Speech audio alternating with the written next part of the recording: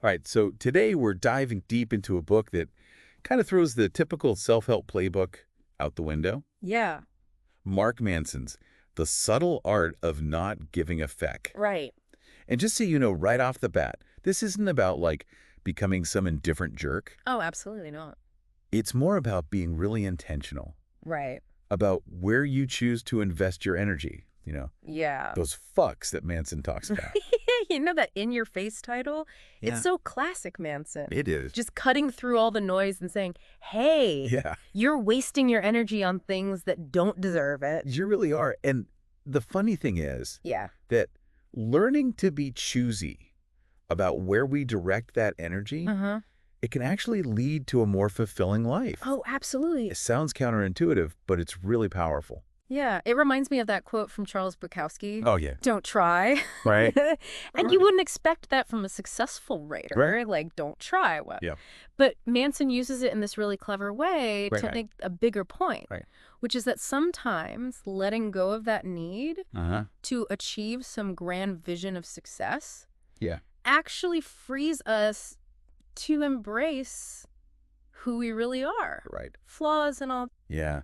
Have you ever felt that pressure Oh, yeah.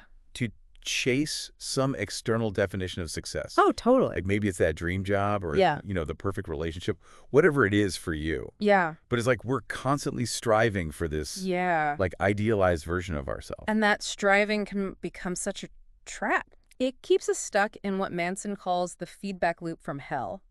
Oh, yeah. Tell me more about this. Okay, so imagine feeling bad about something Okay. and then feeling even worse because you're judging yourself for feeling bad in the first place. Oh, it's like that feeling when you beat yourself up for procrastinating, exactly. which just makes you want to avoid your work even more. Exactly. Yeah. It becomes this vicious cycle. It does. And the thing is, Yeah. this loop thrives on our culture's obsession with positive thinking. Oh, interesting. Like, we're always told to banish negative emotions, Right. chase happiness above all else. Right. Just be happy. Yeah, and Manson's like, look, sometimes life just sucks. Yeah. And it's okay to admit that.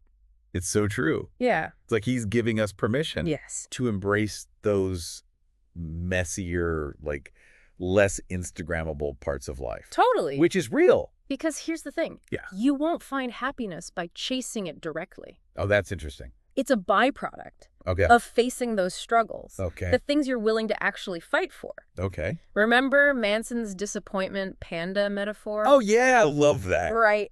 That grumpy panda shows up and says, Yeah. hey, life isn't about avoiding problems. It's about solving problems That matter to you. that matter to you. Yes. Right. I need to get myself one of those pandas. Right.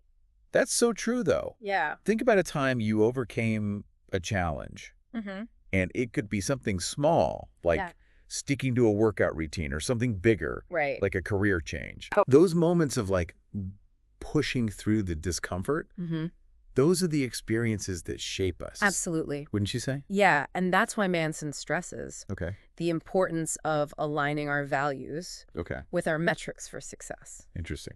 So he gives this example of a guy who's down on himself Okay. because he doesn't talk to his brother enough. Okay. Right? He's measuring the success of their relationship by this external factor, Okay. like frequency of contact, Interesting. instead of something more meaningful, like Yeah. shared values or mutual respect. Yeah, it's like we default to these societal metrics Yes, that don't actually reflect what we value. exactly. Deeply. And that's a recipe for feeling inadequate. It is. So this is where Yeah. taking ownership of your values comes in. Right. So asking yourself, Yeah. what does a good relationship with my brother actually look like?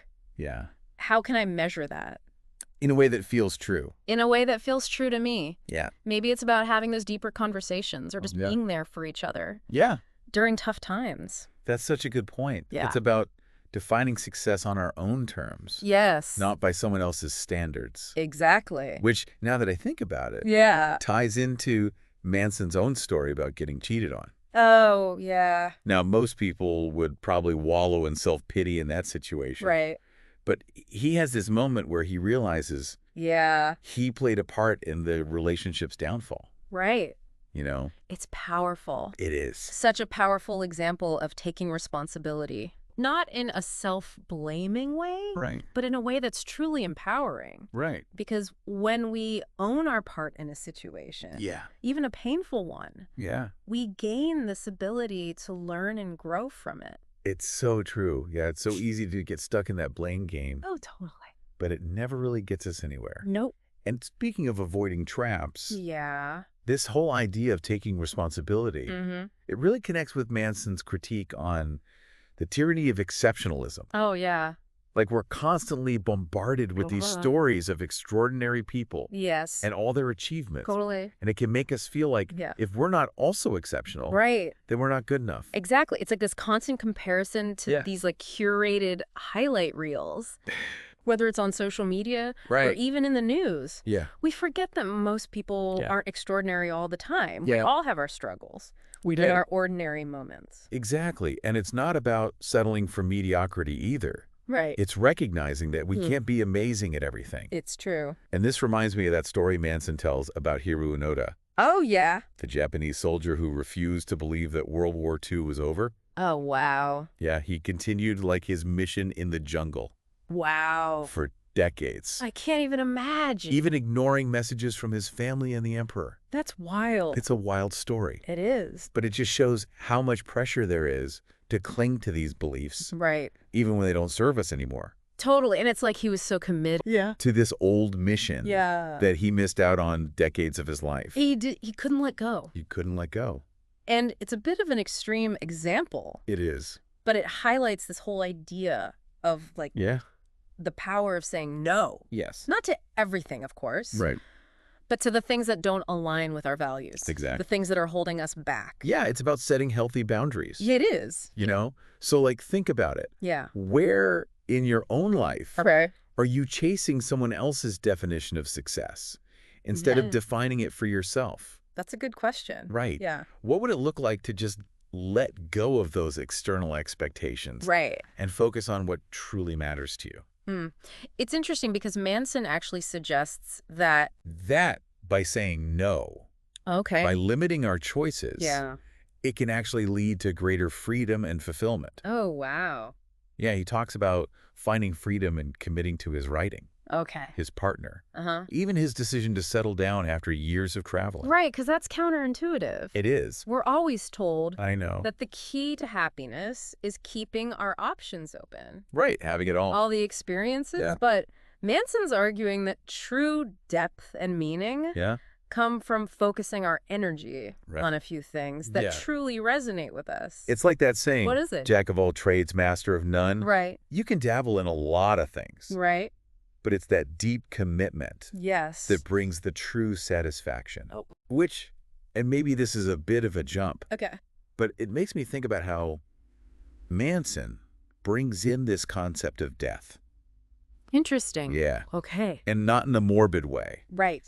but he talks about losing his friend Josh Right. and how that experience profoundly changed his perspective Yeah. on life, on fear, Wow. even on the meaning that we create. Yeah. You know? It's a heavy topic for sure. It is. But he connects it to these ideas. It does. From Ernest Becker Yeah. about death terror and Yeah. immortality projects. Exactly. Right. Yeah. Yeah, it's like we're all trying to leave our mark on the world in some way. Yeah, like through our careers or our Yeah. families, our creative endeavors, Mhm. whatever it is that makes us feel like our lives have meaning. Exactly. And it's not like those are bad things. No, not at all. It's just interesting to think about how Uh-huh. this awareness of our own mortality Yeah, might be driving some of those pursuits. totally. It's like this underlying motivator. Yeah, it really makes you think, like, what would you focus on Right. if you weren't afraid of failing? Yeah. Or what other people thought? What would you do? Yeah, like, what if you just knew you couldn't fail? Right. It's like Manson suggesting that Yeah. by confronting our mortality, we can actually free ourselves Oh. to live more authentically. And make choices that are truly in line with our values. Yeah. Not driven by this like fear of Yeah. not mattering. This has been a lot. Okay. So much to unpack with this book. I know, right? It's like Manson throws all these ideas at you. He does. And it's up to us to kind of sift through them and see what resonates. What can we apply? Yeah, what we can apply to our own lives. That's the beauty of it, though. If- It's not a step-by-step guide to happiness. Yeah. He's challenging us to kind of question our assumptions, Totally. define success on our own terms. And it's an ongoing process. Oh, absolutely. It's not like you just arrive at this place Right. where you're like, all right, I don't give a fuck about anything. Right, because we're human. We We're are. going to care about things. Exactly. It's more about, It's about being intentional yes, being intentional with our energy. with our energy, exactly. Choosing your battles right, Yes. deciding what's worth getting worked up over Mhm. and what you can just, Let go. yeah, let go of. And that looks different for everyone. It really does. It's about, Yeah. understanding your values, your own definition of success, Totally. and building a life that reflects that. So well said. Thank you. As we wrap up our deep dive on the subtle art of not giving a feck Yes. that's resonating with you. What fucks are you ready to reclaim? Ooh, I like that. Right. That's a good one. And maybe even more importantly, Okay. what are you willing to struggle for? Ooh. Because it's in those struggles, Yeah. those challenges that we choose to face. Right. That's where we often discover our deepest values. Totally. And ironically, What's that? find a happiness that no amount of chasing could ever bring. So well said. Thank you. That's all the time we have for today's deep dive. Okay.